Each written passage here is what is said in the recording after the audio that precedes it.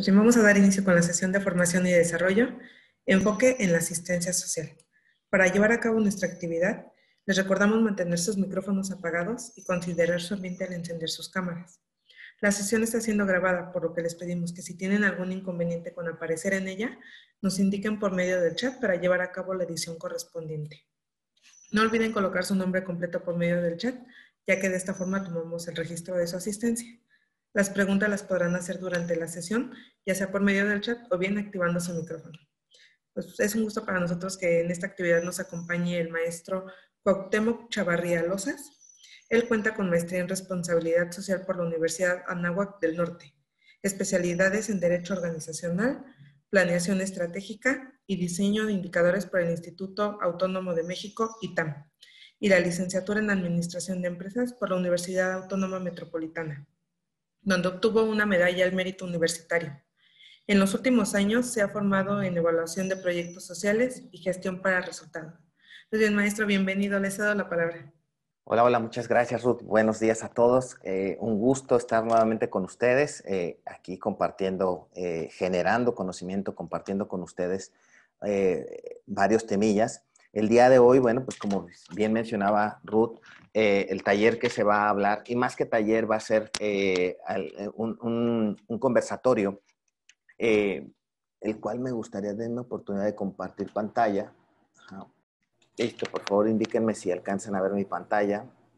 Les agradeceré, por favor, si pueden abrir cámara, porque vamos a aprovechar que somos poquitos y entonces para que me den la oportunidad de conocerlos, pero también de que se presenten, si es posible, abrir cámara.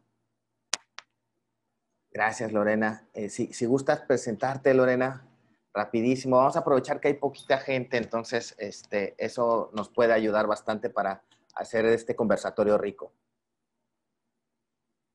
Tu audio está cerrado, Lore. Listo. Gracias, Cuauhtémoc. Buenos días. Mi nombre es Lorena Lamillo. Soy la directora de Fundación Mier y Pesado, la residencia con sede en Orizaba, Veracruz. Es un gusto estar con ustedes y preocuparnos de alguna manera de la mano todos para todas las prioridades y todas las situaciones importantes que nos involucran en el buen trato a las personas adultas mayores, en este caso que es la especialidad conmigo, y que nos permita mejorar. De verdad, yo agradezco todos estos cursos a la CAP porque nos hacen crecer, nos hacen superarnos y mejorar todos los servicios que ofrecemos. Perfectísimo. Gracias, Lore. ¿Quién más le gustaría compartir su pantalla y, si es posible, presentarse? Hola, ¿qué tal? Hola, Erika. ¿Qué tal? Buenos días. Mi nombre es Erika Favela. Estoy representando a Asociación Programa Compartamos IAP. Somos una institución enfocada a temas de la primera infancia. Específicamente tenemos un programa, un programa en el Estado de México, a través del cual se busca fortalecer, más que fortalecer, implementar acciones para lograr que los niños y las niñas tengan un mejor desarrollo pleno de sus capacidades físicas, socioemocionales, neurológicas.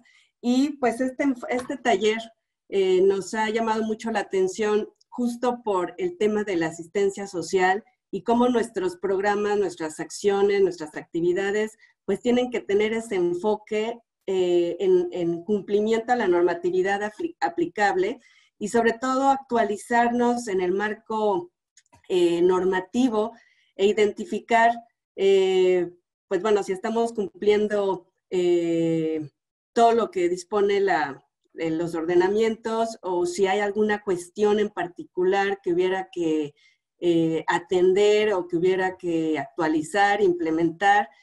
Entonces, también agradezco a la Junta de Asistencia Privada toda esta serie de capacitaciones que hemos tenido a lo largo de estas últimas semanas que nos vienen a fortalecer y a profesionalizar en nuestro actuar diario. Y bueno, pues muchas gracias, mucho gusto en conocerlos y buenos días a todos. Gracias, Erika. Buenos días a todos.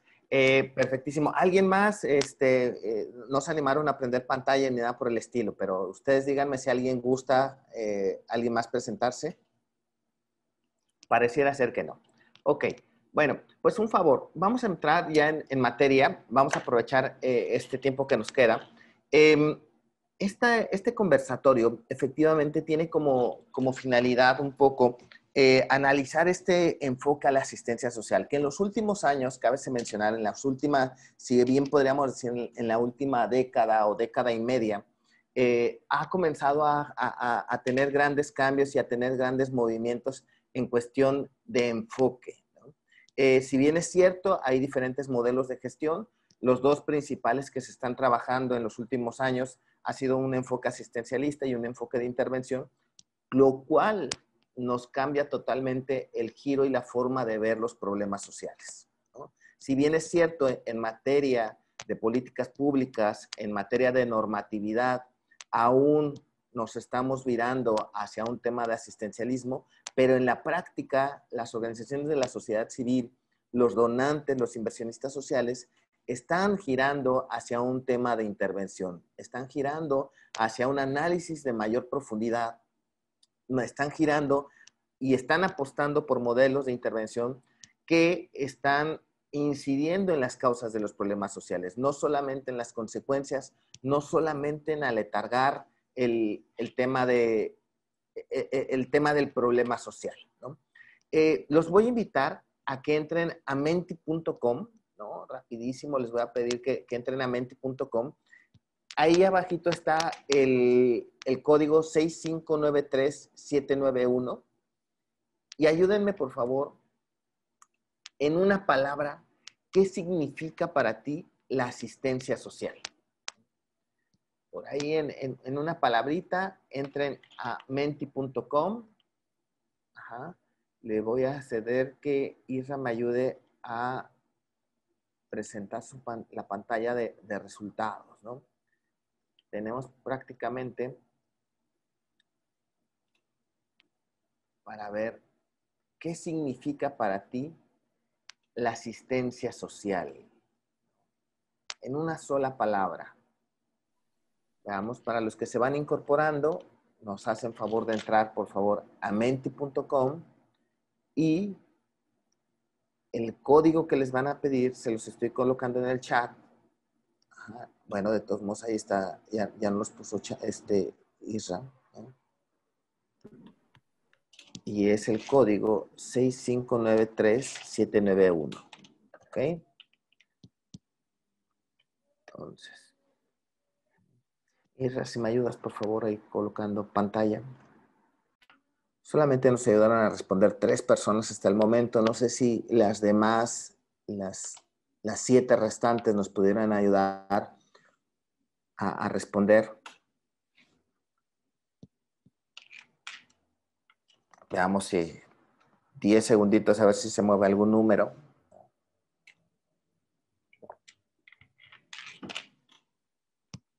Ok, pareciera que solamente sí, efectivamente nos respondieron 3 personas. Los demás yo creo que están tomando el cafecito, lo cual, qué rico que estén tomando cafecito. Ok, perfectísimo. 3 palabras que nos colocaron aquí. Calidad, segunda palabra, soporte y tercera palabra, frase, ayudar y asistir, ¿no? Efectivamente, cada una de estas palabras nos pueden ayudar a poder definir qué es asistencia social. Bueno, y eso lo vamos a ir descubriendo a lo largo de este conversatorio prácticamente, ¿no? Gracias, Isra. Regreso yo a colocar pantalla.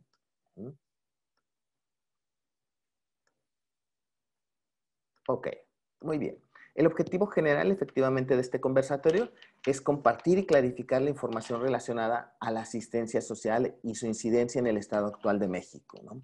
A partir del entendimiento de su definición o conceptualización, de su evolución, de sus funciones y de sus limitaciones.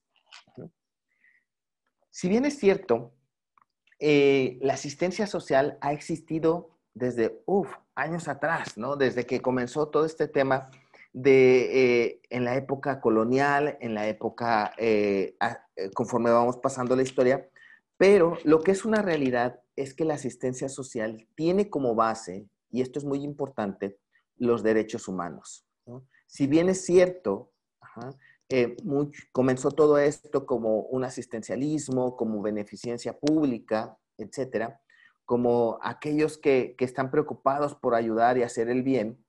Si bien es cierto esto, pero de fondo está el cumplimiento de los derechos humanos. Y prácticamente a lo largo de la historia se ha identificado que prácticamente todas estas instituciones, todas estas organizaciones de asistencia social, de beneficencia privada, etcétera, conforme han ido cambiando a lo largo del tiempo sus nombres, pues realmente están enfocados a ayudar a complementar la vivencia de estos derechos, ¿no? Los principales 4 es derecho a la vida, derecho a la integridad psicofísica y moral, derecho a la asistencia y derecho a la salud, ¿no? Y es así como tendríamos que estar viéndolo prácticamente todas las organizaciones de la sociedad civil. Estar viendo que estamos nosotros cumpliendo, ayudando a cumplir estas vivencias de los derechos humanos, hacer que las personas, cada una de nosotras, tengamos el contexto para poder vivir cada uno de estos derechos, ¿no? Que en esencia no forman parte de la calidad de vida, forman parte de nuestra cotidianeidad.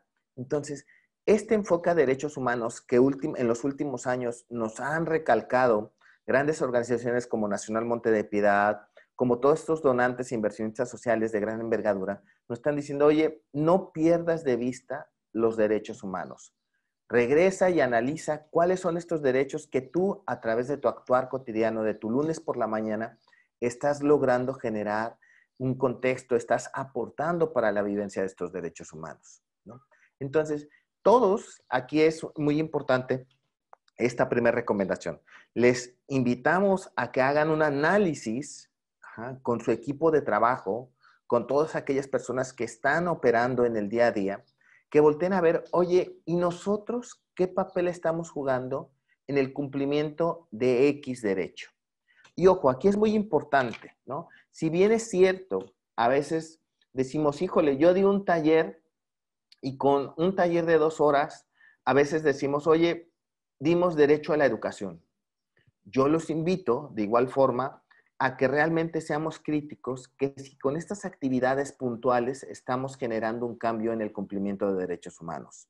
Recordemos que aquí actualmente las soluciones que requerimos son soluciones de fondo, no soluciones superficiales, no acciones superficiales. En ese sentido, también los invitamos que sean muy críticos al momento de decir, oye, ¿qué estamos haciendo en contribución al cumplimiento de los derechos humanos? Todas, sin excepción alguna, todas las organizaciones de la sociedad civil, todas las organizaciones que conforman el tercer sector, seguramente están aportando al cumplimiento de estos derechos humanos, ¿no? Y este debería de ser el fondo y el inicio de todo lo que estamos haciendo en materia de asistencia social, ¿no? ¿Dónde nace este término? ¿Dónde nace de fondo toda la contribución en cuestión de asistencia social? Si bien es cierto, desde el periodo colonial, comenzamos por ahí de 1521 a contar con estas organizaciones religiosas, estas organizaciones de asistencia, cofradías, organizaciones privadas para fines públicos, donde efectivamente la religión y principalmente el catolicismo comienza a generar acciones en beneficio de los más vulnerables. Ahí todavía no hablábamos de términos como vulnerabilidad, pero si bien es cierto, ya comenzábamos a tener acciones en materia de ayudar al que más lo necesitaba, de estos pobres, de estos enfermos, en esa época colonial, quienes eran las principales instituciones eran de carácter religioso. Conforme va avanzando el tiempo, ¿no? 1810, 1821, periodo de la independencia, ¿no? El gobierno asume la asistencia social como una obligación del Estado, ¿no? Es en esa época donde ya el porfiriato nos dice, oye, ya tenemos que asumir esta asistencia social como parte de nuestras actividades, como parte de las secretarías, como parte de las formas en que nos estábamos organizando. ¿Por qué? Porque ahí es donde comienzan a identificar que existe una gran carencia de necesidades, donde se comienza a identificar que efectivamente el grueso de la población mexicana comenzaba a estar en esa situación, ¿no? Y es ahí donde comienzan a voltear a ver, oye, ¿cuáles son esas grandes necesidades, ¿no? Ya habíamos pasado un periodo colonial donde veníamos de guerras, donde veníamos de grandes carencias, necesidades, pero aquí ya se comienza a, de alguna forma, estabilizar, ¿no? Y entonces, siempre, desde aquí podríamos comenzar a mencionar que la tarea del Estado comienza a ser de asistencia social, ¿no? Y es en este sentir que comienzan a identificarse estas grandes necesidades, ¿no? Por ahí de 1859, ¿no? Se comienzan a promulgar las leyes de reforma. Es aquí donde estas organizaciones religiosas ya comienzan a restringir su participación en el financiamiento de actividades económicas. Ya se comienzan como a establecer propiamente ya como sociedades, asociaciones, y lo que se hace es que muchas comienzan a expropiar esta parte del patrimonio económico y ya comienzan a hacer unidades puntualmente, ¿no? Por ahí de 1900 surgen estas organizaciones de primer y segundo piso, comienzan a verse estas organizaciones que son primer piso directamente a la asistencia. Segundo piso, ya comenzamos a ver organizaciones que comienzan a tener mayores fondos y que comienzan a repartir entre estas organizaciones de primer fondo, ¿no? De primer piso, perdón. Ajá. Entonces, aquí aparecen organizaciones como Montepío. ¿Me ayudan por ahí, por favor? Ah, perfecto, ¿no? Comienzan a aparecer organizaciones como Montepío, Luz Aviñón, Fundación Señoritas Trinidad, ¿no? Fundación Rafael Donde, que si bien es cierto, todas estas comienzan a tener ya un carácter de segundo piso, pero es ahí también donde comienza a haber un mayor crecimiento de organizaciones que operan directamente con estas poblaciones de mayor vulnerabilidad. En 1904 se promulga la ley de beneficencia privada, ¿no? Y es aquí donde las instituciones de asistencia privada o las asociaciones de beneficencia privada son reconocidas como auxiliares de la administración pública. 1920, la Lotería Nacional ya es identificada como parte de la beneficencia privada y de alguna forma copia el modelo de asistencia social eclesiástico, ¿no? Y es ahí, en 1921, donde se da el primer Congreso Nacional del Niño. Ojo, es muy importante. A lo largo de los grandes sexenios que hemos tenido, que es como la forma en que nos organizamos en México, también se han identificado grandes cambios, ¿no? Por ejemplo, Plutarco Elías Calles, ¿no? 1924-1928, ahí es donde se da la primera red de comedores infantiles. Ahí es donde comienza a tener miras principalmente hacia la niñez. Emilio Portes Gil, 1928-1930, se realiza el primer Comité Nacional de Protección a la Infancia. Estos dos sexenios, Plutarco Elías y Emilio Portes Gil, su enfoque principal eran los niños. No era alguna otra instancia, no era alguna otra población. Aquí ellos se estaban centrando en la niñez mexicana, ¿no? Pasa el tiempo y viene Lázaro Cárdenas, 1934-1940, ¿no? Y es aquí donde la beneficencia pública se convierte en asistencia social, ¿no? Y se crea la Secretaría de Asistencia Pública. En 1943, adicional, hacen algunos ajustes y se crea la Secretaría de Salubridad y Asistencia. Es decir, asistencia más salud se unifican para darle un mayor ordenamiento a las diferentes acciones que estaban haciendo en esta época de Lázaro Cárdenas. Con Miguel Alemán Valdés, 1946-1952, se retoma y se da prioridad a este término de seguridad social.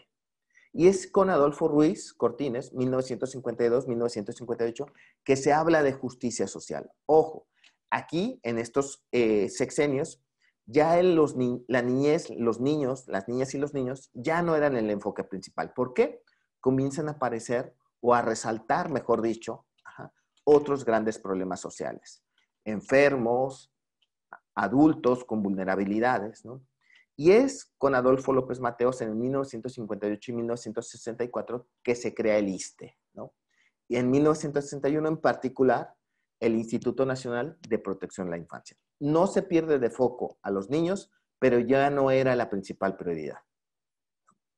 Entonces, esto nos habla también de cómo los diferentes sexenios han ido modificando su enfoque considerando el contexto que tenían. Las políticas públicas en cuestión de economía, las políticas públicas en cuestión de el exterior, las políticas públicas en cuestión de desarrollo, ¿no? Ya comienzan a aparecer los planes nacionales de desarrollo y es ahí donde cada uno comienza a tener cierto enfoque, cierta claridad hacia dónde debe ir este tema de la asistencia social. Con Gustavo Díaz Ordaz, por ejemplo, en 1964-1970, aparece la primera institución mexicana de asistencia a la niñez. Y es ahí donde se construye el Hospital de Pediatría y la Casa Cuna de Tlalpan. Con Luis Echeverría, en 1970-1976, este sexenio en particular es bien interesante. ¿Por qué? Porque aquí comienza a tener un enfoque a combatir las causas de las carencias. Ya no era solamente asistencialismo. Ya nos hablaba de comenzar a analizar problemas sociales. De, oye, ¿qué crees? Ya no tienes que ver solamente consecuencias. Tienes que voltear a ver cuáles son las causas y estas causas, cómo están entrelazadas y cómo es que las tienes que combatir para realmente incidir en problemas de fondo. Y es por eso que nos hablan de una visión global de la asistencia social. Aquí también habla de la corresponsabilidad, es decir, de la responsabilidad social de los receptores. Aquí nos invitan a no solamente estar, literalmente lo voy a ejemplificar, a parar la mano y que las organizaciones de la sociedad civil me den y yo solamente a recibir. No, aquí lo que te dicen con Luis Echeverría resaltan o recalcan la importancia de que estos receptores, estas personas en vulnerabilidad, de que esta sociedad con carencias, también sea corresponsable. En el sexenio de López Portillo, 1976-1982, se replantea la asistencia social, considerando dos clases de marginación. Aquella que se estaba viviendo en el campo y aquella que se estaba viviendo en estas comunidades urbanas, ¿no? Porque la marginación era totalmente distinta, ¿no? Y es ahí donde José López Portillo, con su equipo de trabajo, dice, oye, a ver, tenemos que replantear esta asistencia social. Y es ahí en 1977 que nace el DIF. Con Miguel de la Madrid, 1982-1988, aquí se enfoca a grupos marginados vulnerables. Aquí comienza a hacer un análisis más de fondo de las características de los distintos grupos marginados, ¿no? Es ahí donde ya comienza a analizar, a entender, oye, ¿qué está pasando con los adultos mayores? Es ahí donde se comienza a plantear con las carencias alimentarias, pobreza alimentaria, ¿no? Y aparece el término de vulnerabilidad, ¿no?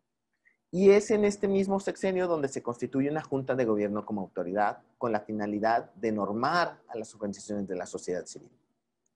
Con Carlos Salinas de Gortari, 1988-1994, aparecen diversos programas sociales. No sé si recuerden, pero aquí ya aparece solidaridad, ya aparecen otro tipo de apoyos, manteniendo este enfoque que nos hablaban con José López Portillo de campo y el tema o el planteamiento urbano, ¿no?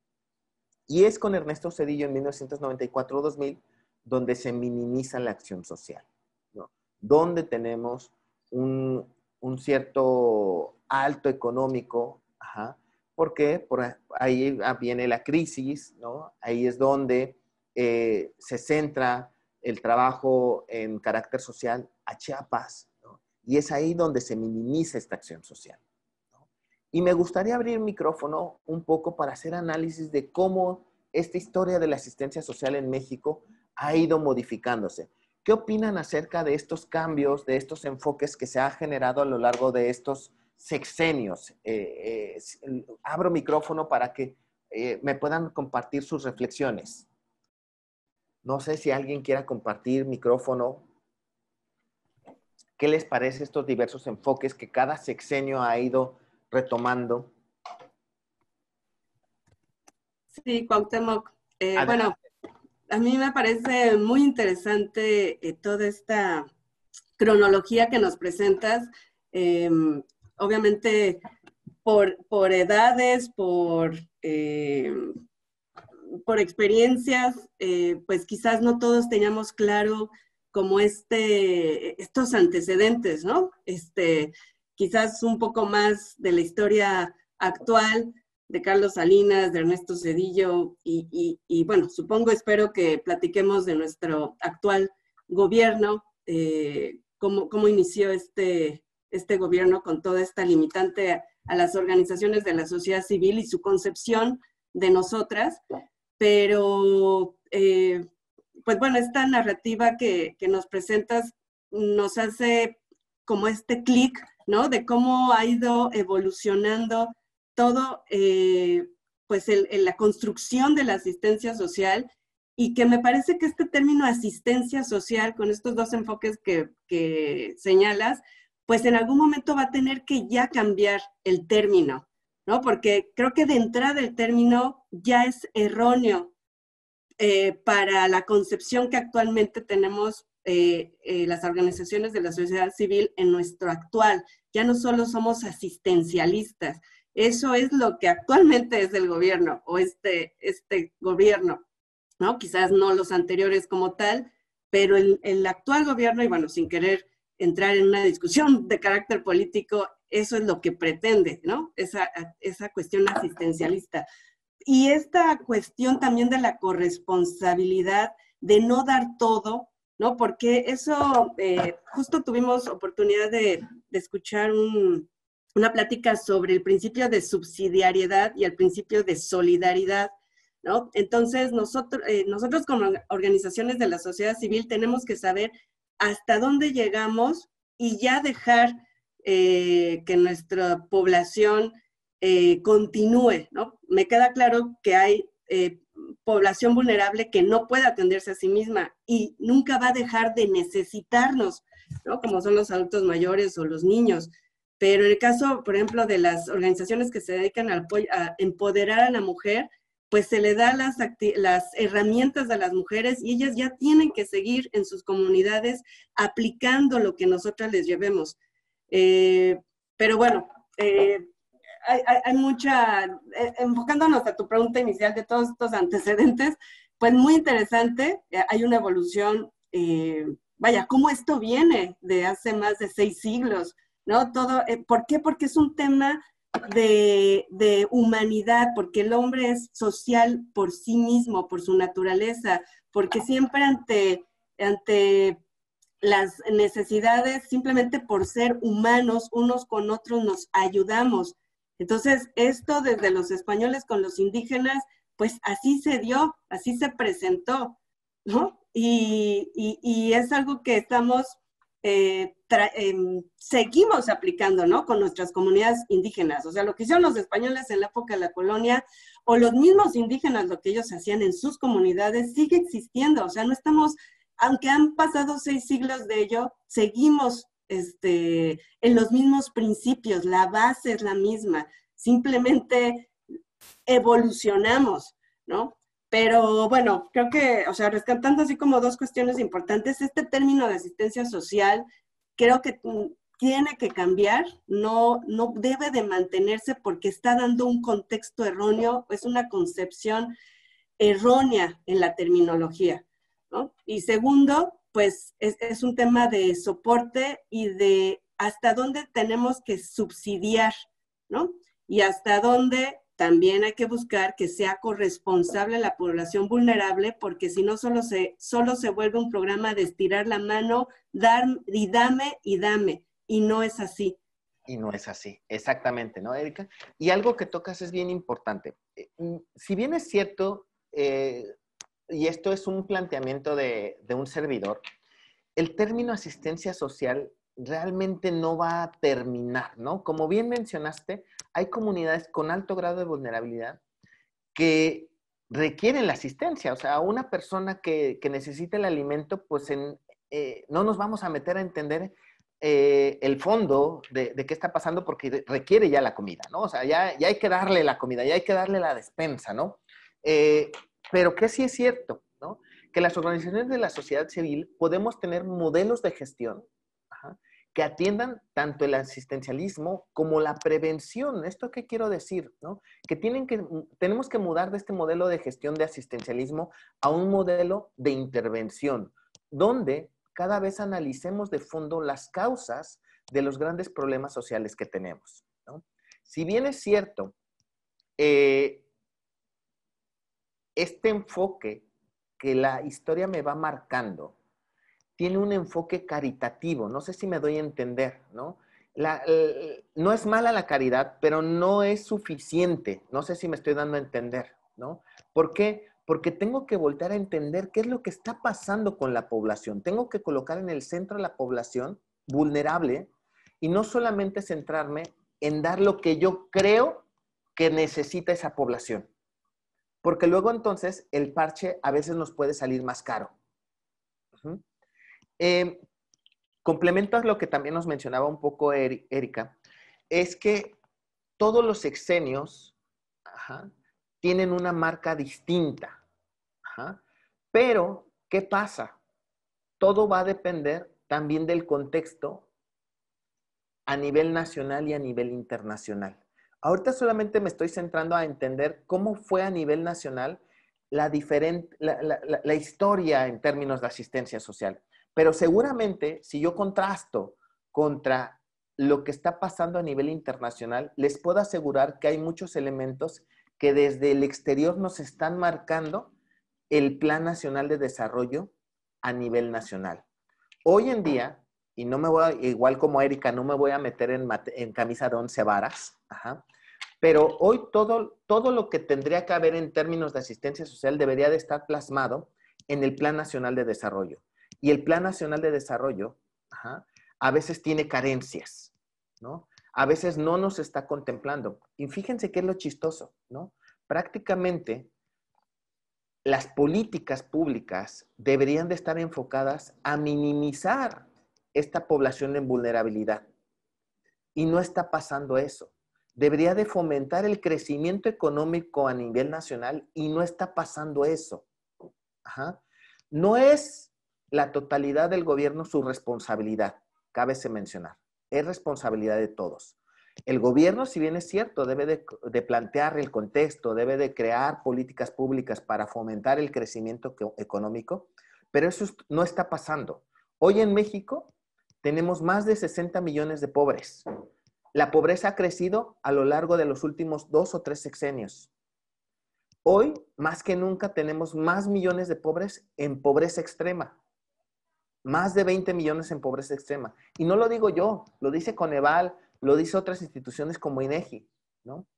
Que si bien es cierto, también se han mantenido en estos últimos sexenios, pero también hoy, en este actual gobierno, han tenido alguna, no se les da el peso suficiente, ¿no? Se supone que son organismos que son autónomos, ¿no? Y en ese grado de autonomía tendríamos que estar respondiendo nosotros también. Entonces, lo que les quiero transmitir un poco es que no todo depende del gobierno. También nosotros como organizaciones de la sociedad civil nos tenemos que mover y tenemos que fomentar este cambio de pensamiento de no basta solamente el asistencialismo, ¿no? Oye, ¿qué es mejor, el asistencialismo o la intervención? Pues yo les diría, híjole, depende de la situación, ¿no?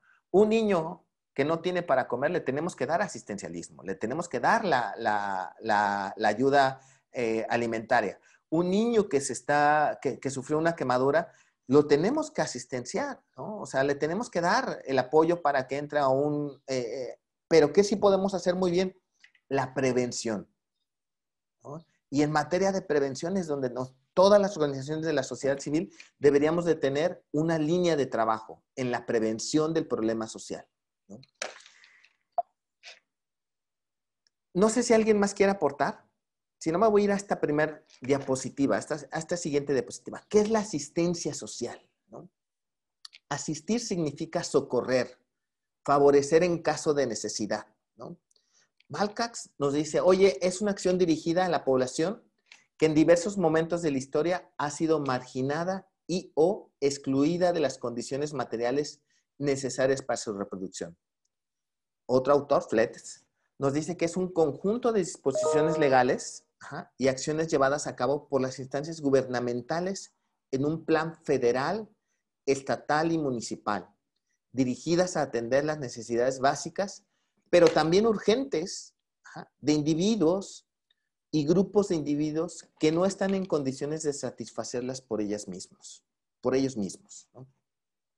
Conjunto de disposiciones legales y acciones llevadas a cabo por las instancias gubernamentales en un plano federal, estatal y municipal, dirigidas a atender las necesidades básicas, pero también urgentes, de individuos y grupos de individuos que no están en condiciones de satisfacerlas por ellos mismos. ¿Esto qué quiere decir? ¿No? Estas dos definiciones nos identifican claramente que la asistencia social, es una clara responsabilidad del Estado, y no es así, ¿no? Estas primeras definiciones son básicas, ¿no? Pero la asistencia social, es cierto, ¿no?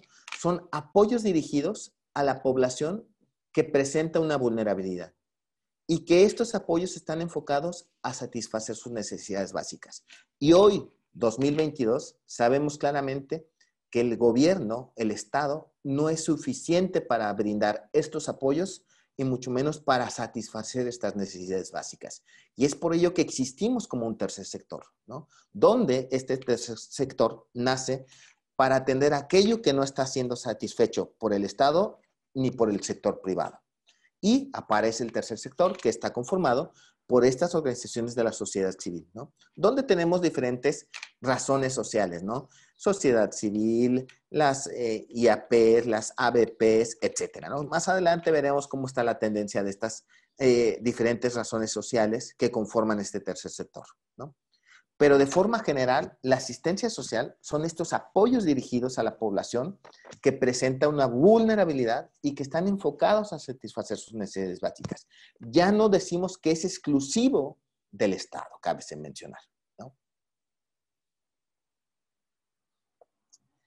Oye, Chavarría, pero a ver,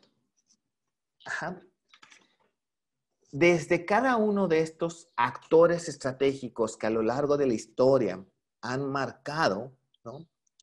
¿Qué quiere decir? ¿Cómo se imparte? Efectivamente, si yo lo veo desde el Estado, podríamos llamarle asistencia social, desde el Estado, ¿no? Pero si yo le hablo desde la Iglesia, seguramente la asistencia social es mencionada como caridad, ¿no? Y en el caso de la sociedad civil, ¿no? No lo vemos ni como caridad ni como asistencia social, lo vemos como filantropía, ¿no? Y actualmente este término de filantropía ha ido cambiando, ¿no? Antes hablábamos de filántropos, después hablamos de donantes y actualmente hablamos de inversionistas sociales.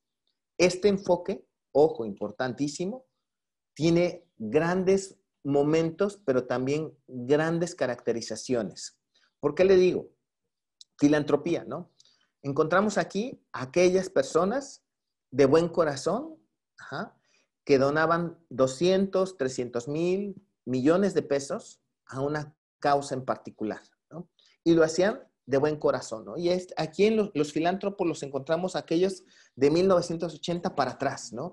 Aquellos que, sin lugar a duda, por su buen corazón, solamente donaban. Oye, ayúdame para poder donar o para poder dar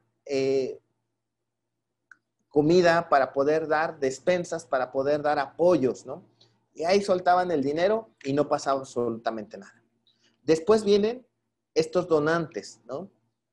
Que si bien es cierto, por ahí nos comienzan ya a analizar proyectos, a evaluar proyectos, pero realmente estos donantes también de buen corazón, pero ya requieren mayor estructura. Ellos ya requieren que les digas en qué estás aplicando el recurso. El primero, el filántropo, no te pedía absolutamente nada, ¿no? Solamente de buen corazón te daba 1 millón de pesos.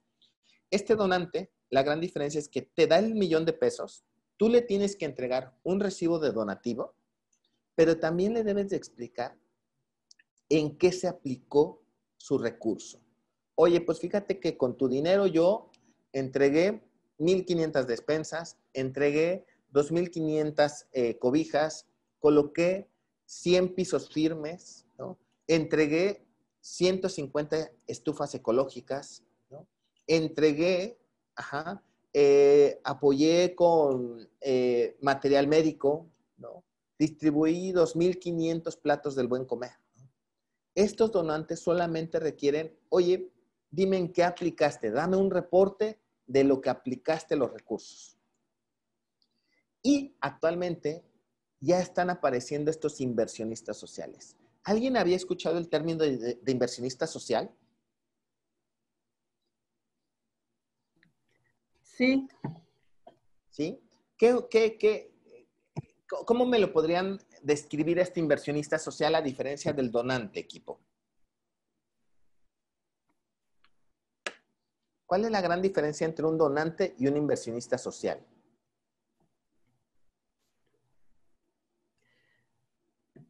Bueno, el inversionista social es el que quiere ya saber qué impacto tiene las acciones que estás implementando. O sea, ya no solo es aplicar y quedarse en que compraste cobijas o en que compraste alimento o en que le construiste una casa, sino ya el impacto social directo e indirecto que tiene la acción en la comunidad y en la población. Exactamente. Voltean y dicen, a ver, no, está bien que me digas que distribuiste 1,500 despensas, pero el inversionista social tiene este famoso enfoque a resultados. Y este famoso enfoque a resultados nos hace voltear directamente a la persona en vulnerabilidad, ¿no? A ver, explícame, ya no me digas cuántas despensas distribuiste, mejor dime cuántos niños menores de 5 años sacaste de la desnutrición infantil. Dime cuántas mujeres violentadas, a partir de tu modelo de intervención, están logrando salir de esa condición, de ese contexto y tienen mejores autoestima, tienen mejor factores de protección, identifican correctamente factores de riesgo, ¿no? Dime cuántas personas estás ayudando a salir de su problema, ¿no? ¿A qué grupos poblacionales te estás centrando? Y a partir de ahí, caracterízalos y dime qué vas a hacer con ellos. ¿Cuál es el resultado? Ojo, y aquí volvemos, ¿no? Y qué bueno que Erika lo mencionaba al inicio. Debe de haber una evolución muy grande en términos del significado de asistencia social. Asistencia social ya no tiene que tener este término caritativo, ni debe de tener este término de asistencialismo. De fondo, su significado debería de ir más hacia este enfoque a resultados, ¿no?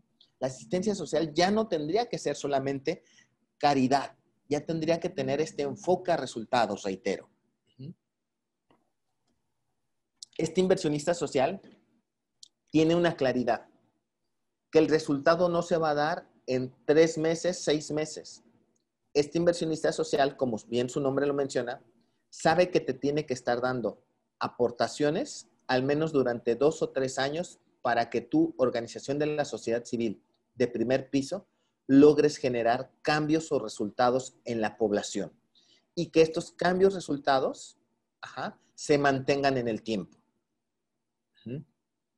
Este inversionista social seguramente sí le vamos a tener que entregar un reporte de la aplicación del recurso, pero donde debe de tener mayor carnita es en el resultado. Dime cómo lograste generar ese resultado. En términos de personas, dime cuál es el resultado, pero también explícame cómo ese resultado lo vamos a mantener en el tiempo, sin la necesidad que estés tu fundación. Vean cómo desde la asistencia social vamos viendo diferentes características hasta este último término, pasando filantropía, donante, inversionista social. A mí me interesa tener inversionistas sociales, no me interesa tener filántropos ni donantes. Qué bueno, si me los encuentro en el camino y me dan el recurso, qué bueno. Pero me quisiera yo apostar más hacia inversionistas sociales, ¿no? Y estos inversionistas sociales a nivel internacional también lo que nos están pidiendo es, ya no vengas tú solo. Complementa tu cadena de valor, complementa tu solución y preséntame un proyecto con aliados estratégicos y te voy a donar fondos o te voy a dar fondos de mayor envergadura. Hace poco, seguramente muchos de ustedes lo habrán visto, hubo un reto Lego o está vigente todavía un reto Lego. Este reto Lego lo que te dice es, preséntame una solución probada, con 2 o más aliados estratégicos y preséntame un proyecto a 3 años. El primer año te voy a dar $1,000,000. El segundo año te voy a dar X cantidad de millones y el tercer año te voy a dar otro tanto de millones de dólares, ¿no? Pero preséntame un proyecto probado con resultados sólidos y donde venga una cadena de valor complementada. Ya no puedes presentarme tú solo un proyecto. ¿Por qué? Porque si bien es cierto, estamos haciendo cosas correctamente, pero ellos lo que te dicen es, ¿cómo puedo replicar y hacer más grande el proyecto? ¿Cómo lo puedo hacer más grande? ¿Cómo puede tener mayor alcance mi proyecto? ¿No? Vean cómo el exterior me está marcando una tendencia de cómo comenzamos a hacer células de aprendizaje entre las organizaciones de la sociedad civil y cómo vamos complementando nuestro actuar diario. Ahora ya no es posible verme yo solo. Yo tengo que ver aliados estratégicos, tengo que formar redes, ¿no? El término de la asistencia social tiene que evolucionar y tiene que marcar esta claridad de cómo estas redes tienen que conformarse para dar mejores soluciones a los grandes problemas sociales y sobre todo cómo deben de dar soporte a los grupos poblacionales con mayor marginación. ¿Algún comentario hasta aquí, equipo, por favor? ¿Qué opinan acerca de esto que estamos mencionando? ¿No? Los invito a abrir micrófono.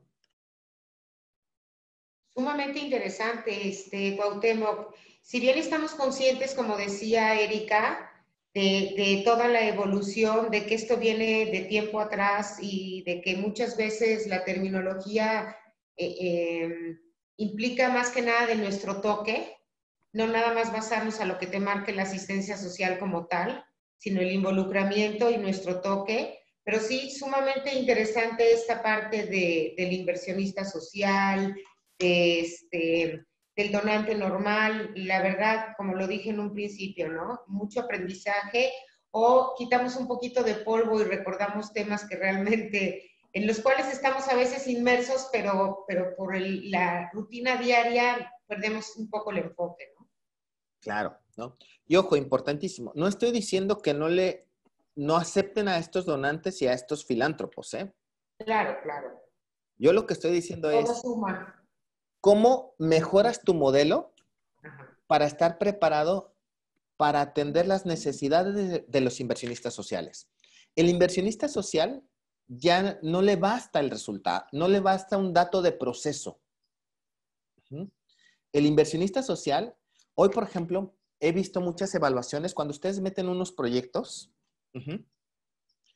Ahora, antes te evaluaba una persona especialista en el tercer sector, si bien es cierto, especialista en marco lógico, pero hoy a las evaluaciones le están metiendo especialistas. Tú presentas un proyecto relacionado con desarrollo motriz en personas con parálisis cerebral, y antes solamente te evaluaba a alguien que era especialista en marco lógico. Oye, ¿tiene lógica el objetivo general con sus acciones y sus indicadores? Sí. Pues pásalo, ¿no? Pero hoy no. Hoy lo que se están metiendo de lleno es, ahora voy a invitar a un especialista a que me diga si la solución que me está proponiendo esta organización tiene fondo. Si la metodología, voy a pensar de desarrollo motriz fino y desarrollo motriz grueso, tiene solidez. Vean hasta dónde están llegando las organizaciones de la sociedad civil de segundo piso para comenzar a pulir las soluciones. O sea, ya no basta con tener a alguien, ya no basta con tener un buen procurador, ¿no? Y es aquí donde también las organizaciones de la sociedad civil tienen que voltear a reconstruir su estructura interna y ver que los proyectos no solamente son responsabilidad del procurador de fondos. La construcción de los proyectos es responsabilidad de todo el equipo de trabajo. ¿Por qué? Porque no solamente ya basta con tener un buen indicador, no. ¿Qué crees? Ya me piden un buen fondo, una buena metodología de intervención, ¿no? Oye, ya no basta que solamente les enseñes a repetir a los alumnos, ¿no? Tienes que mostrar modelos de aprendizaje, por ejemplo, en las escuelas, que tengas que ver este carácter cognitivo, este carácter formativo, este carácter espiritual, este carácter social, este carácter familiar. Ya no basta con que digas, oye, yo implemento el temario de la SEP. Espérate, no, pues para eso mejor le doy a la SEP, ¿no? Todas las instituciones educativas seguramente deben tener un complemento plus que te viene a complementar lo que tú das en cuestión cognitiva, en cuestión de aprendizaje, ¿no? Entonces, eso es lo rico, por ejemplo, de estos grandes cambios, ajá, en términos de intervenciones con grupos vulnerables. Aparte de Erika y aparte de Lulú, si no mal recuerdo, ajá, ¿alguien más que quiera compartir, equipo?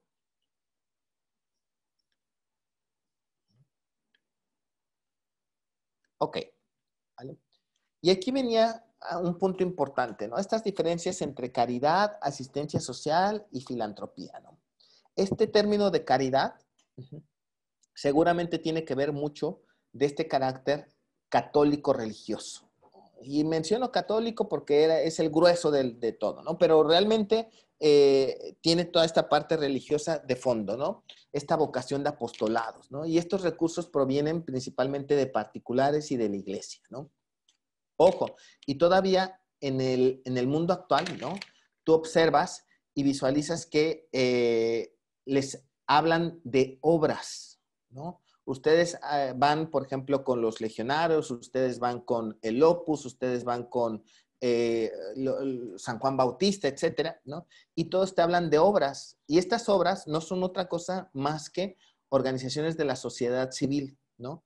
Que están haciendo un trabajo en poblaciones con vulnerabilidad. Principalmente a ellos les interesa niñez, ¿no?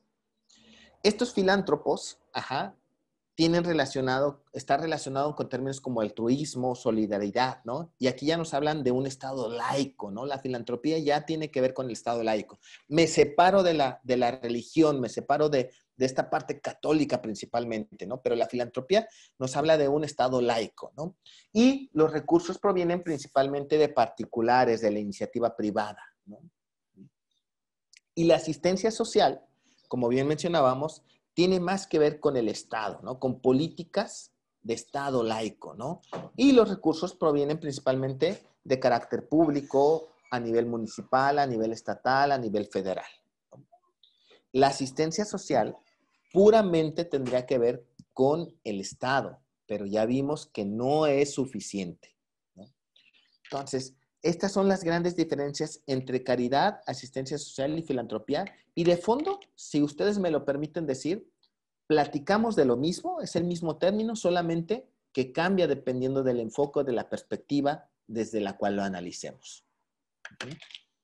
¿Dudas hasta aquí, equipo? ¿Alguna pregunta? ¿Algún comentario?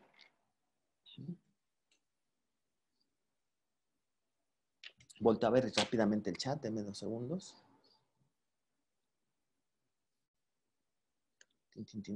No hay nada, ¿verdad? Perfecto. No. Ok. ¿Cómo ha ido creciendo el tema de las organizaciones de la sociedad civil en México? En 1988 había 400 ONGs en México registradas, ¿no? 1990, ojo, digo registradas porque seguramente había más, ¿no? Pero registradas solamente había 400 ONGs en México. 1990, cerca de 11,000 ONGs en América Latina y en México, más o menos promedio, 1,325. Cabe mencionar que en 1985 en adelante se viene el boom de organizaciones de la sociedad civil a partir del sismo en México, del terremoto en México, ¿no? Comienzan a aparecer de forma empírica diversas organizaciones de la sociedad civil que no estaban registradas, pero que comienzan a hacer el soporte y la ayuda, ¿no? 1995, hay 5,076 ONGs registradas en Directorio Nacional de la Sociedad Civil, ¿no? 2009, 10,704 registradas en CEMEFI, ¿no? Y 40,089 con figura legal en el INEGI. Ojo, desde aquí ya comenzamos a tener diferentes fuentes. 2013, nos hablan de 21,778 ONGs registradas con CLUNY. El CLUNY, para todos los que estamos aquí, seguramente lo saben, ¿no? Es a través de Secretaría de Desarrollo, ahora ya Secretaría del Bienestar, ¿no? Que emiten este CLUNY, ¿no? Y es ahí donde hay otro censo. No es INEGI, ya es Secretaría del Desarrollo, Secretaría del Bienestar, ¿no? De donde provienen los números. 2014, 27,018 ONGs registradas con CLUNY. 2015, 31,999 ONGs registradas con CLUNY. Y 2018, 39,672 ONGs registradas con CLUNY, ¿no?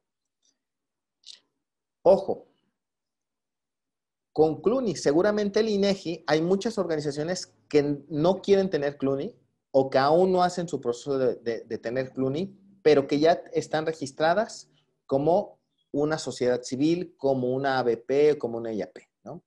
Como donatarias autorizadas. Entonces, hay diferentes fuentes, hay diferentes, efectivamente, fuentes de información. No hay un censo único. Lo que sí es cierto es que estimamos que actualmente, 2022, hay más de 60,000 organizaciones. Que en este 2022 hay más de 60,000 organizaciones. Oye, ¿eso es bueno o es malo? Híjole. Pues yo qué te puedo decir, ¿no? Qué bueno que haya más organizaciones de la sociedad civil, porque eso implicaría que los grandes problemas sociales podrían estarse acabando en un periodo no largo, ¿no? Pero ¿qué pasa? Muchas de ellas aparecen solamente con estos fines asistencialistas. Pero ¿qué también está pasando? El pastel de los recursos seguramente no se ha hecho igual de grande como el número de organizaciones de la sociedad civil, sino más bien este pastel de recursos se ha mantenido en el tiempo, o si no, se ha hecho más pequeño el pastel de los recursos. ¿Y qué ha pasado? El número de invitados se ha acrecentado, con lo cual, a lo mejor en 2010 tú podías acceder a una convocatoria y eran convocatorias de 500,000, 1,000,000 de pesos. Y hoy vuelves a acceder a esa convocatoria y esa convocatoria ya solamente te da 80,000, 100,000 pesos, ¿no? ¿Por qué? Porque tiene que repartir más fondos entre más números de personas. El mismo fondo, perdón, entre más números de personas o más número de organizaciones de la sociedad civil. Eso está dificultando la consecución de los recursos. Por eso actualmente muchas organizaciones de la sociedad civil están volteando hacia el exterior de México. ¿Qué otros fondos hay allá afuera? Y es ahí donde volteamos nuevamente a decir cómo el exterior nos está marcando la tendencia hacia las organizaciones de la sociedad civil mexicanas. ¿Ok? ¿Cómo están distribuidas? Por ejemplo, hay un documento que, si no mal recuerdo, es del 2017, y nos dice que el 94% de las instituciones del tercer sector son AC, ¿no? Asociaciones civiles, ¿no? El 3.2% son IAPs, el 1.3% son sociedad civil, SC, el 0.4% son ABP, asociaciones de beneficencia privada, el 0.2% son IBPs, instituciones de beneficencia privada, y otras el 1%, ¿no? ¿Esto qué quiere decir? ¿No? Que las asociaciones civiles están teniendo el grueso actualmente, uno por las características que cada una como razón social se dan, ¿no? Y también porque algunas están normadas, ¿no? Todas las IAP, ABP y IBP están normadas por las juntas de asistencia privada, ¿no? Mientras que las AC pues no tienen realmente un ente normativo, ¿no?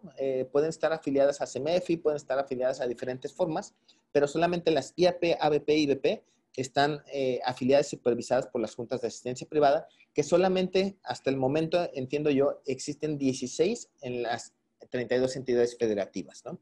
Entonces, pues todos los que estamos ahorita aquí, pues estamos en alguna de estas tres razones sociales prácticamente, ¿no?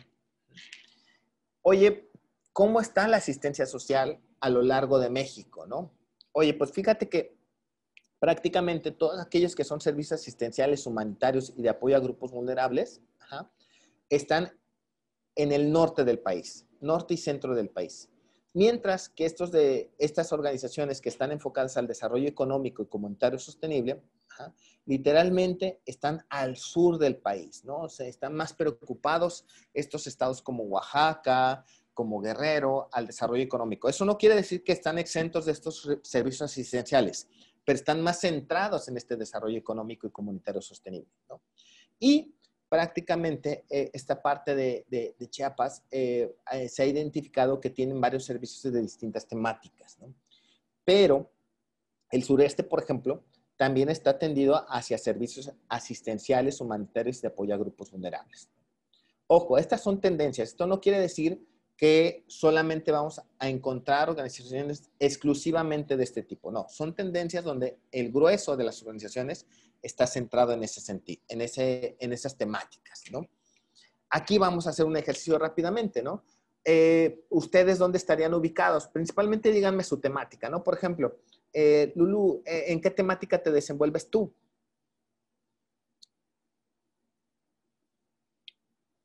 O Erika, si me ayudan por ahí, por favor. ¿En qué temática te desenvuelves? Servicios asistenciales. Servicios asistenciales, ¿no? ¿Quién más? Por ahí, Diana, o alguien más que nos quiera compartir. No, cuando dijiste Lulu, ¿te referías a mí? Sí. Es que es Lorena, por eso no te contesté. Perdón, Lorena. Ajá. Para las personas adultas mayores. Personas adultas mayores, ¿no? Uh-huh. ¿Te podrías clasificar, Lore, como servicios asistenciales o ya con otro tipo de solución más compleja? No, servicios asistenciales. Ok, muy bien. Los demás, Diana, quien esté por ahí, que nos esté ayudando, además de Ru, Jessy, Katy, ¿qué opinan acerca de ustedes? ¿Ustedes dónde se están desenvolviendo?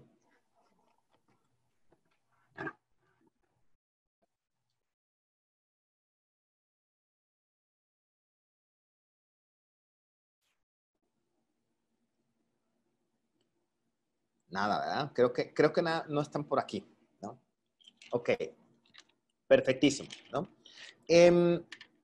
Ojo, estos servicios asistenciales, humanitarios y de apoyo a grupos vulnerables es la actividad principal en 19 de 32 entidades, ¿no? Mientras que el desarrollo económico y comunitario es la temática principal en 12 entidades. Oye, ¿qué es mejor, uno u otro? No, va a depender mucho del contexto y de las características de cada uno de los estados, pero sobre todo de cómo la población se encuentra en cuestión de vulnerabilidad, ¿no? Entonces, ahí es muy importante que ustedes puedan definir qué tipo de intervención van a tener. Ojo, esto es muy importante, ¿eh? Yo puedo tener, actualmente las organizaciones de la sociedad civil, antes nos centrábamos en un solo estado o en una sola comunidad. Hoy están teniendo replicación, están teniendo como algo similar a franquicia social, ¿no? Que sí es importante que mantengan el 100% o el mayor porcentaje de su modelo de intervención al momento de replicar. Pero que también es importante que seguramente van a tener que adecuar su modelo de intervención de acuerdo a las características del contexto donde quieran estar presentes. ¿Ok? Entonces, en ese servicio, en ese sentir, ustedes a lo mejor pueden tener un modelo de intervención con algunos programas de carácter asistencial, más otros programas de carácter de desarrollo comunitario o económico. Oye, pero llegué a la Sierra de Guerrero. Pues, ¿qué crees? Primero vas a tener que meter el servicio asistencial y conforme vas apropiándote o vas teniendo mayor tiempo en esa comunidad, seguramente vas a ver que es viable colocar un programa de carácter de desarrollo económico. Esto que les quiero transmitir es no solamente te quedes con esta solución parcial y asistencialista. Entiende correctamente la población que estás atendiendo y después trata de implementar y complementar el grueso de tu modelo de intervención. ¿Para qué? Para que aportes a la generación de resultados y te sumen a tu actuar institucional cotidiano. La ley de asistencia... Adelante. Sí, gracias. Bueno, pero puede suceder que la propia organización en sí tenga un modelo de intervención compuesto por diferentes acciones, dentro de las cuales hay una quizás más de carácter asistencial, ¿no? Sí, sí puede existir. Ojo, lo que te invitamos, Erika y equipo, es que tu modelo, si bien es cierto, puede tener acciones o actividades asistenciales, pero no son suficientes ya las actividades asistenciales. Cuando tú llegas a un lugar, pues seguramente vas a identificar, oye, pues aquí necesitan agua. No me voy a meter a entender cuál es la causa de que no haya agua. Tienes que llevarles el agua, ¿no? Pero conforme va pasando tu tiempo y tu estancia en esa comunidad y vas entendiendo más, seguramente tus soluciones tienen que ser más complejas. Deben de pasar de asistencialismo a una intervención, ¿no? El asistencialismo, recuerden, solamente estamos centrados en que el problema no se haga más grande, ¿no? Aletargar el problema, ¿no? Los impactos o las consecuencias del problema, ¿no? Mientras que en un modelo de intervención, efectivamente te vas a centrar a entender a la población y a las características del problema y a las causas del problema. ¿Esto qué quiere decir? Que seguramente tu solución, fraseado en modelo de intervención, se va a ir complejizando, Erika. ¿Vale? Sí, correcto. Gracias. Recordemos que el asistencialismo es muy rico cuando quieres dar números grandes, ¿no? Voy a dejar de compartir esta y voy a compartir una pizarra, ¿no? Y voy a pensar, ¿no? Tú tienes $1,000,000 de pesos. A ver si lo alcanzan a ver en pantalla, ¿eh? Ajá. Tú tienes $1,000,000 de pesos. Con $1,000,000 de pesos, lo voy a colocar por... Ay, Dios santo, ¿por qué? Con $1,000,000 de pesos en el asistencialismo, yo puedo llegar a repartir 1,000,000 de despensas, ajá, en 3 meses y tan, ¿no? En un modelo de intervención, ajá, este 1,000,000 de despensas, imagínense a cuántas personas puedo yo llegar a impactar. ¿A cuántos? Vamos a pensar en niños menores de 5 años. ¿A cuántos niños menores de 5 años con un modelo de intervención que seguramente me va a durar 3 años? Seguramente yo a lo máximo podré llegar a 50 niños y sus familias.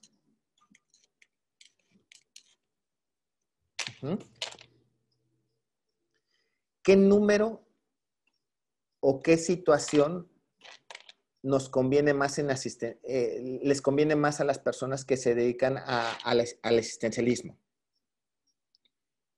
¿No? No sé si me doy a entender. Denme oportunidad de tener esto.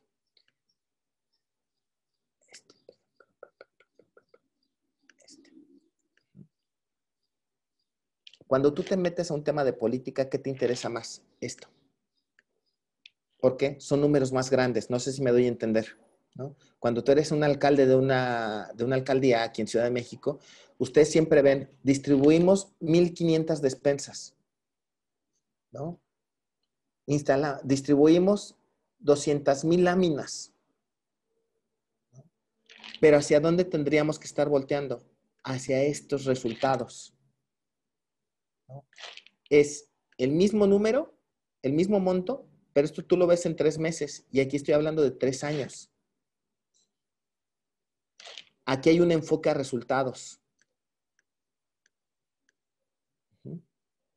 Aquí hay un término de asistencialismo.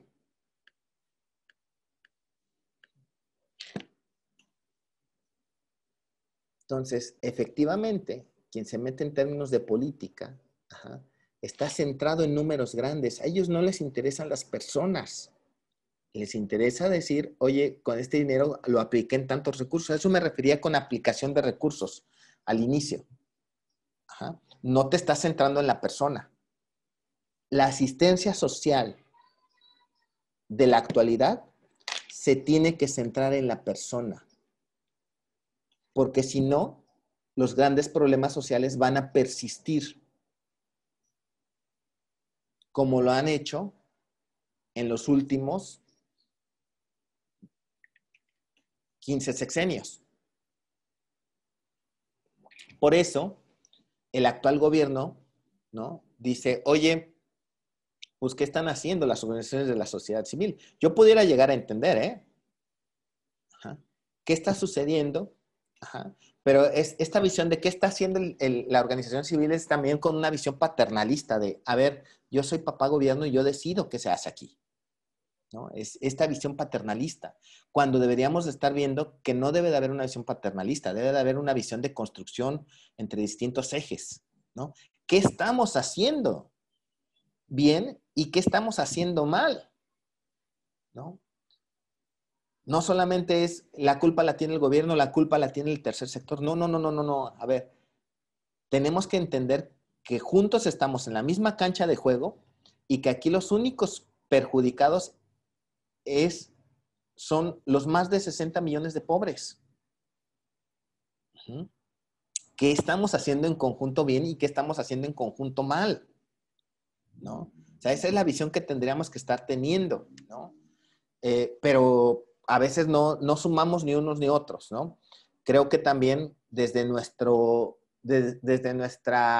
trinchera, organizaciones de la sociedad civil, tenemos que ser muy críticos, ajá, de nuestros modelos y de nuestras soluciones.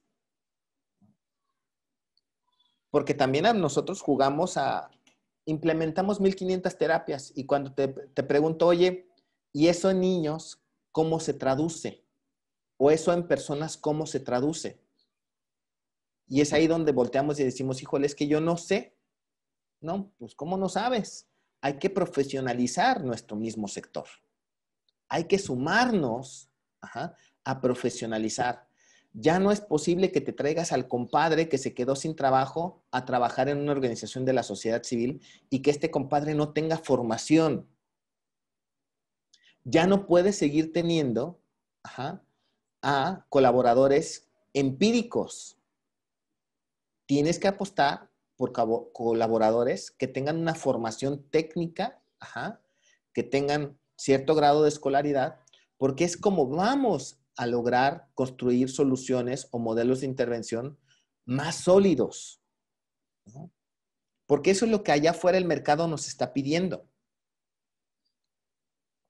¿no? Hoy ya no puedo traer a mi comadre a que dé clases de Zumba. Espérate. Porque Zumba no tiene ningún fundamento para disminuir, por ejemplo, el IMC cuando estamos hablando de obesidad. No sé si me doy a entender, ¿no? Sí puedes dar la Zumba, yo no tengo ningún problema, pero velo como una actividad, no como una actividad para agarrar ritmo. Pero no me quieras ver la cara de que la Zumba es una actividad para disminuir el índice de masa corporal y ayudar a erradicar la obesidad, porque no es cierto, ¿no? Es ahí donde los invito a que sean más críticos en sus modelos de intervención. Porque es solamente de esa forma que vamos a cambiar el alcance del término de la asistencia social. ¿Comentarios hasta aquí, equipo? Por eso les decía que esto era un conversatorio, ¿eh? Porque es como puntos de reflexión y puntos de análisis. ¿Comentarios, equipo?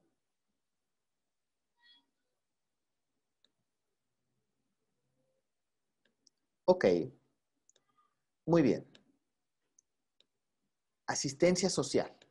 La ley de la asistencia social, hubo grandes, por ahí aparecen diversas leyes, ¿no? Recordemos que ahí con Miguel de la Madrid entre 1982 y 1988, la asistencia social se vuelve una prioridad, ¿no? Y es ahí donde se constituye estas juntas de gobierno, ¿no? Pero en 2004, esta ley de la asistencia social se publica en el Diario Oficial de la Federación, ¿no?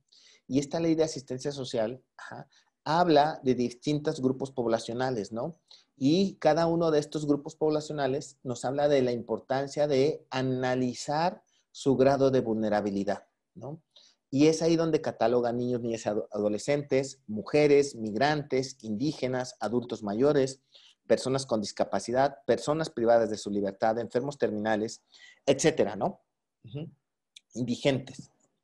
Y un tema muy importante es que el artículo 4 de esta ley de asistencia social nos habla que tienen derecho a la asistencia social los individuos y familias que por sus condiciones físicas, mentales, jurídicas o sociales requieran de servicios especializados para su protección y su plena integración al bienestar, ¿no?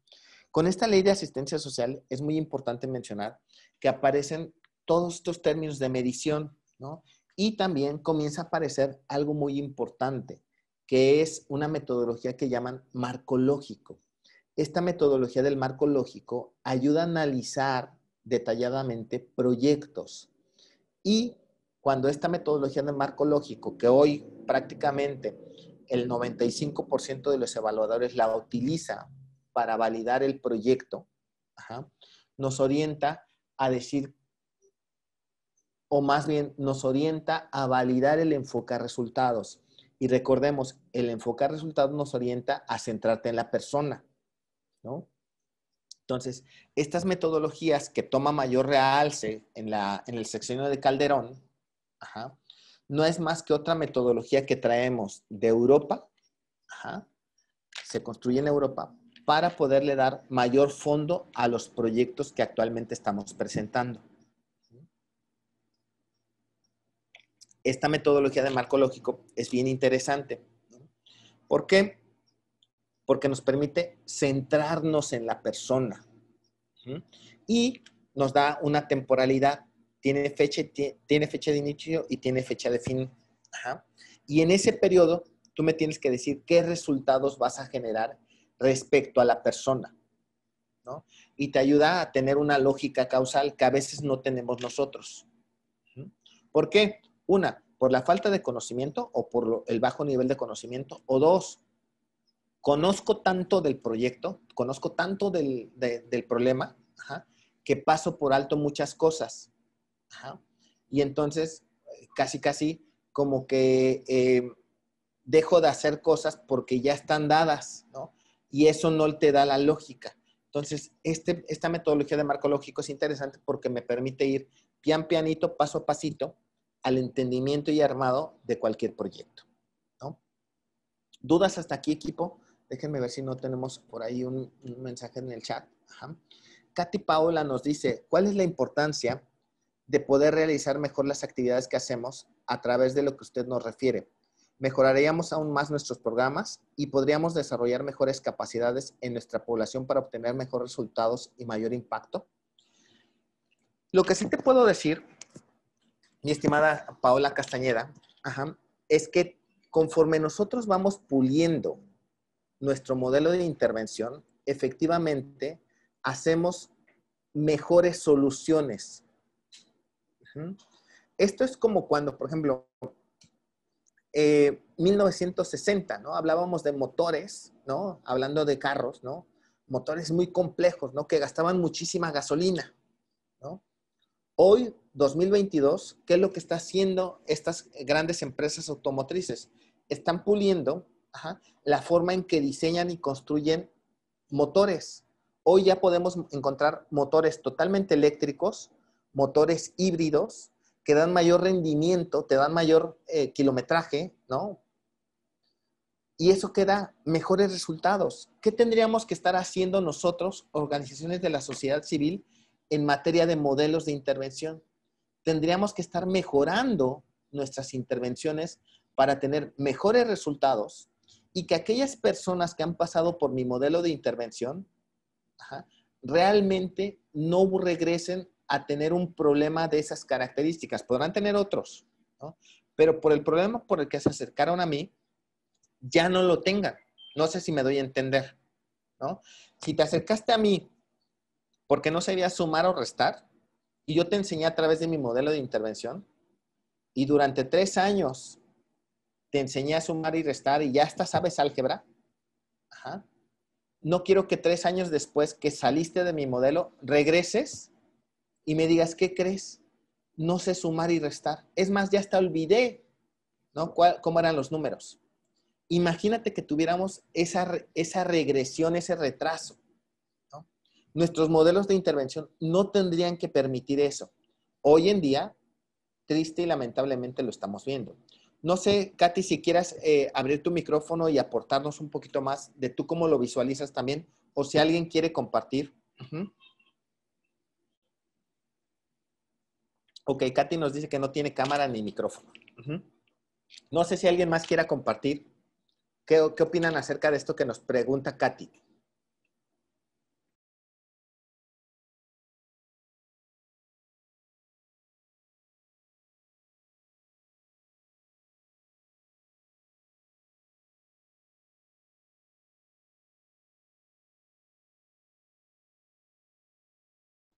Ok, creo que nadie, ¿no? Que también es muy importante en estos términos de asistencia social, ¿no? Recuerden que debemos de estar alineados a derechos humanos. Actualmente nos piden alinearnos también a objetivos del desarrollo sostenible. Ajá. Pero ¿qué es importante? Que atrás de todo esto también hay una normatividad, ¿no? Y esta normatividad proviene de fondo todos los instrumentos a nivel internacional que se declaran en la ONU y que México tiene esta costumbre de ir y afiliarse, ¿no? ¿Qué quiero decir? ¿No? Ira, si me ayudas a ir buscando, por favor, los diferentes instrumentos a los cuales México se adhiere, ¿no? Que es importante que cuando el gobierno va y se presenta ante la ONU porque van a analizar, oye, vamos a analizar este instrumento para personas con discapacidad, ¿no? Que vayan realmente especialistas al entendimiento de esa herramienta o de ese instrumento. ¿Por qué? Porque a veces vamos, nos suscribimos a los acuerdos, regresamos a nuestro país, ¿y qué pasa? No pasa nada, ¿no? ¿Por qué? Porque no hay recursos, porque no hay presupuesto, porque no hay políticas públicas que sostengan esos acuerdos en materia nacional, estatal y mucho menos municipal. No hay un soporte que me permita bajar ese acuerdo en el municipio más pobre del país. Entonces, ¿qué tenemos que hacer? Tenemos que analizar correctamente a qué acuerdos nos suscribimos, tenemos que analizar correctamente qué tipo de políticas y cómo lo vamos a bajar en nuestro Plan Nacional de Desarrollo. Reitero, estos derechos humanos que hablábamos al inicio, si me das la 12, por favor, Isa, la anterior. ¿Vale? Lo haces un poquito más grande. Es, por ejemplo, ¿no? ¿Me ayudas a hacerlo más grande, Isa? Porque no lo alcanzo a ver. Ok, listo. Nos habla, por ejemplo, 1948, Declaración Universal de los Derechos Humanos, ¿no? Y aquí vemos un chorro de instrumentos internacionales, ¿no? Convención sobre los Derechos de las Personas con Discapacidad, la Convención contra la Tortura y otros tratados apenas crueles, inhumanos o degradantes, ¿no? La Convención sobre los Derechos del Niño, ¿no? El Pacto Internacional de Derechos Económicos, Sociales y Culturales, ¿no? El Protocolo Facultativo de la Convención sobre los Derechos del Niño relativo a la participación de los niños en los conflictos armados. Lo que les quiero transmitir, equipo, es que todos estos instrumentos a nivel internacional, ONU, que es donde se discuten todos estos herramientas, todos estos instrumentos, México dice, sí, yo me adhiero, ¿no?, a este instrumento. Pero ¿qué pasa? Cuando llegamos aquí a México a bajar este instrumento, no pasa absolutamente nada, ¿no? ¿Por qué? Porque no hay políticas públicas que nos sustenten. Y dos, porque no hay presupuesto que nos sustente. ¿Y qué pasa? Que cuando hacemos el análisis y volteamos hacia atrás, no hay resultados. Hay indicios de que se aplicaron los recursos, pero no hay indicios de resultados. Eso mismo nos pasó con los objetivos del desarrollo sostenible. ¿Recuerdan estos objetivos que aparecieron en el 2000? ¿No? Y que estos objetivos del desarrollo sostenible, nos hablaban de, oye, en 2015 va a estar erradicada la pobreza, ¿no? Oye, para 2015 ya no va a haber carencias alimentarias, ¿no? Oye, para 2015 va a haber mejores condiciones de vida. Y llegamos al 2015, ¿y qué pasó? No estaba ni erradicada las carencias, no estaba erradicada la pobreza, no estaba erradicada esta falta de agua, el medio ambiente estaba más fregado que nunca, ¿no? ¿Y qué dicen? Vamos a generar objetivos del desarrollo sostenible, 17 objetivos del desarrollo sostenible, ¿no? Y estos objetivos, igual México va y dice, oye, sí, yo me adhiero, ¿no? Y ahora lo que han hecho es que estos 17 objetivos del desarrollo sostenible tienen que bajar a operarse en el Plan Nacional de Desarrollo, que cada sexenio debe de tenerlos. Este objetivo del desarrollo sostenible, como ley, deben de estar descritos en el Plan Nacional de Desarrollo. Pero si hoy ustedes ven el Plan Nacional de Desarrollo, no hay ni cómo. Y te dice, no son exclusivos del gobierno, son responsabilidad del sector privado, del tercer sector, pero sobre todo de la sociedad en general. Y si ustedes mañana van por la calle y le preguntan, oye, a cualquier hijo de vecino le preguntan, ¿sabes qué son los objetivos del desarrollo sostenible? No van a saber, ¿no? A nosotros, organizaciones de la sociedad civil, nos los han metido porque dentro de todas las convocatorias nos hablan de a qué ODS estás adherido, a cuál sumas, a cuál contribuyes. Pero cuando ustedes van a los ODS en México, no saben ni por dónde entrarle. ¿Por qué? Porque las formas de medición, de resultados, de frasear tus resultados respecto a eso, es medio complejo. ¿Quién de aquí se ha metido un poco a analizar a qué objetivos del desarrollo sostenible incidimos a través de nuestras instituciones? ¿Alguien se ha metido a entender a detalle los objetivos del desarrollo sostenible?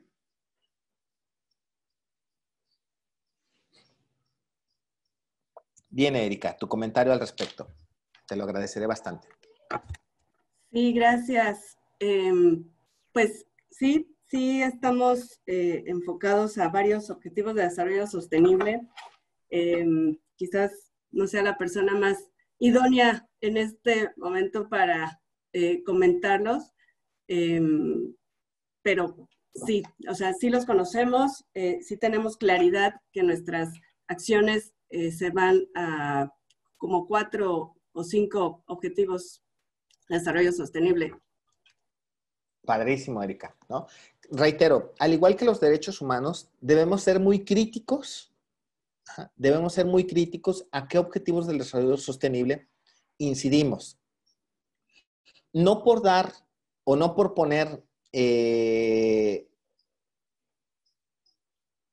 botes con separadores de orgánico e inorgánico, estamos ayudando al medio ambiente, al objetivo del desarrollo sostenible del medio ambiente. Tiene que ir más allá la solución. No sé si me doy a entender. No por colocar un recolector de tapitas quiera decir que ya estamos haciendo el gran cambio. Si bien es cierto, ayuda, pero tenemos que ser muy críticos al momento de decir a qué objetivo del desarrollo sostenible estamos aportando, ¿no? Oye, ¿qué es bueno? ¿A cuántos ODS es idóneo que esté yo aportando? Con que le des a uno, con que incidas o contribuyas a uno, es más que suficiente. Con eso hacemos la diferencia. Pero sé muy crítico a qué objetivo de desarrollo sostenible. Y que no solamente con una acción podemos, ¿no? Tiene que ser soluciones complejas que estemos aportando. Ok, voy a regresar. Por aquí hay creo que una... Gracias, Erika. Me despido. Adelante, adelante. Oh, hasta luego. Ok, muy bien. Voy a entrar a la última diapositiva. Unos segundos. Listo. En México, la principal institución o programa de asistencia social es el DIF. Este DIF, a lo largo de los años, y principalmente que aparece en 1977 en el gobierno de José López Portillo, ha tenido distintas facetas y distintas características, ¿no? El DIF, a lo largo de toda su vida, ha entregado desayunos escolares, ha hecho comedores comunitarios, ha aportado a comedores comunitarios. También se ha enfocado a prevención del maltrato al menor, a un programa integral de atención a la infancia, a un programa de asistencia jurídica, contiene también un programa de atención a menores y adolescentes, ¿no? Y en su momento también un programa de la defensa del menor y la familia, ¿no? El DIF ha sido el principal representante en términos de asistencia social a nivel gobierno, ¿no? Pero no ha sido exclusivo. Se han generado otro tipo de programas que han venido a complementar la asistencia social desde el enfoque del gobierno, ¿no? Y seguramente cada gobierno a nivel estatal tiene también sus programas que nos dan forma, nos dan fondo al tema de asistencia social, ¿no? A manera de conclusión, ¿no? Que es importante, la asistencia social no es exclusiva del gobierno. La asistencia social tiene que ser una construcción de los tres grandes sectores en materia de sector privado, sector gubernamental y el tercer sector. Es una responsabilidad de todos evolucionar el término de asistencia social. 2, tenemos que dejar de ser una sociedad donde solamente levantamos la mano y recibimos. Tenemos que ser una sociedad corresponsable, una sociedad donde seamos responsables de los cambios, donde seamos una sociedad responsable de generar y transmitir estos cambios, no solamente en mi familia, no solamente en mi persona, sino también en la comunidad donde me desenvuelvo. No podemos ser ajenos a los problemas. Hoy en día, más que nunca, necesitamos la suma de todos, ¿no? ¿Por qué? Hoy no puedo ser ajeno a, híjole, están golpeando a mi vecino y puedo hacerme ajeno a esa situación. No, hoy tenemos más que nunca que aportar a la solución de ese tipo de problemas, ¿no? Esta asistencia social, cabe mencionar, no es exclusiva del Estado, como mencionábamos, ni como función ni como obligación. Pero sí es cierto que el gobierno tiene que dar o tiene que ser el parteaguas en términos de carácter económico, de crecimiento económico y de oportunidades a nivel laboral, ¿no? Porque de ahí se van a desprender grandes cambios, ¿no? 3, el Estado sí debe estimular las acciones asistenciales como un método para convivir de forma social, como un método para alcanzar la justicia social. Nos debe de dar los parámetros a través de las políticas para que nosotros, organizaciones de la sociedad civil, podamos tener mayor alcance en la implementación de nuestras soluciones. No nos debería de estar poniendo piedritas. No nos debería de ver como los enemigos. Nos debe de ver como aliados para la solución de los grandes problemas sociales, para alcanzar este famoso término de justicia social, ¿no? Ojo, también, a manera de conclusión, la asistencia social es un derecho para aquellas personas que están en un estado de necesidad o de vulnerabilidad, ¿no?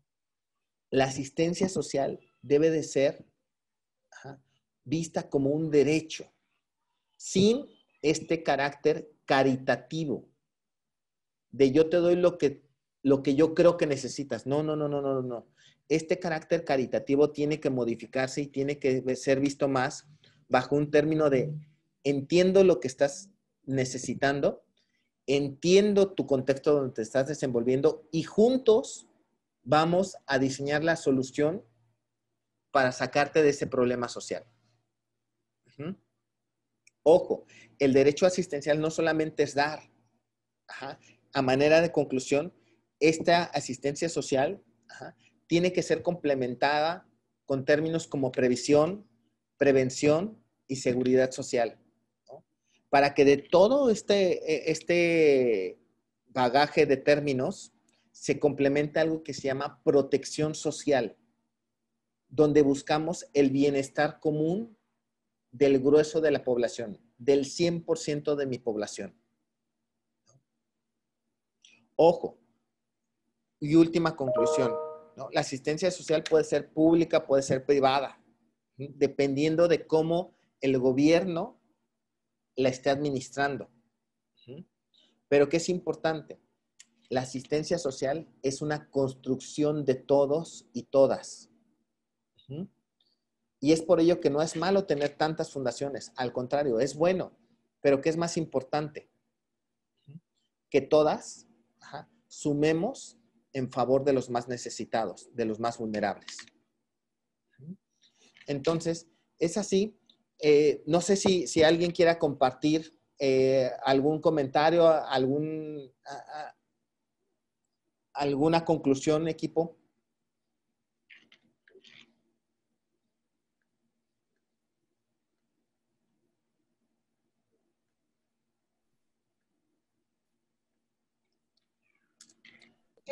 Yo considero, Cuauhtémoc, que independientemente de todas las herramientas o inclusive de las nuevas estrategias o sistemas que nos puede estar otorgando el gobierno, la diferencia la vamos a hacer nosotros, ¿no?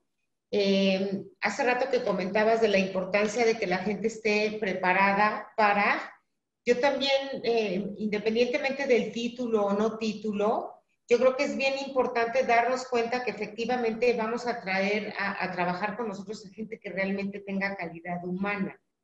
Porque muchas veces de qué sirve a lo mejor tener un título, un doctorado, una maestría, si realmente no tenemos ese sentimiento y ese compromiso primero con nosotros mismos de poder otorgar. Si bien lo comentábamos, a lo mejor aquí nosotros en la residencia tenemos los servicios completos que ofrecemos, pero muchas veces lo comentamos cuando las personas vienen a conocerla, ¿no? Tratamos de dar calidad y dignidad de vida y realmente ocuparnos y sobre todo preocuparnos para que eso se lleve a cabo, que las actividades sean de calidad, que realmente se diviertan, que realmente tengan a alguien preparado, como tú decías, en el deterioro cognitivo, en las actividades físicas. Pero la gente que esté a cargo de cualquier punto en que tenga que ver con la asistencia social debe de tener calidad humana, forzosamente. Si no, cumplimos cuadradamente con un programa y no hacemos ninguna diferencia. Es correcto. Y qué bueno que mencionas esto, Lore, porque me da pie a decir que tenemos que construir empresas sociales. ¿Por qué digo empresas sociales? Porque debe de haber corazón y técnica, ¿no? Si le quitamos el corazón, nos volvemos una empresa. Uh-huh. Pero debe de haber corazón y técnica. ¿Por qué? Porque nos tenemos que administrar para mantenernos en el tiempo, al menos durante lo que dure el problema. Exacto. Si el problema no dura, tendríamos que estar tendenciados a morir, y eso habla de un éxito de la fundación, porque se solucionó el problema por el cual existía. Pero ya no es válido decir que solamente centrarnos en puro corazón. No. Le tenemos que meter técnica y corazón para que realmente los problemas se solucionen de fondo. Ya no basta con siempre estar echándole la culpa al gobierno o estar... tenemos que buscar soluciones para ser sostenibles financieramente. Tenemos que buscar estar constantemente teniendo estos grandes profesionistas, que tú, como bien mencionas, que tengan una claridad de dónde se van a desenvolver, ¿no? Que tengan este afán, este valor, estos valores, mejor dicho, esta parte formativa de querer sumar a nuestra solución y de por qué, efectivamente, como bien mencionabas, Lore, a veces, si me voy a guiar por lo mero lucrativo, vete a una empresa. Y allá seguramente vas a lucrar y te vas a hacer rico, ¿no? Pero aquí en una fundación no solamente es ese término de lucrar, ¿no? Aquí tienes que meterle de fondo tienes que dar de más, ¿no? Tienes que estar aportando constantemente, ¿no? Entonces, eso es lo rico. Gracias por tu aportación, Lorena. ¿Alguien más, por favor? ¿Alguien más que quiera compartir? Ok, por aquí Katy nos coloca, considero que es importante seguir mejorando nuestras capacidades organizativas y que, como menciona la compañera, tener la calidad humana y la humildad, empatado con nuestros valores institucionales, y que nuestros colaboradores tengan ese corazón para poder realizar nuestra labor y mayor expertise en lo que realizamos.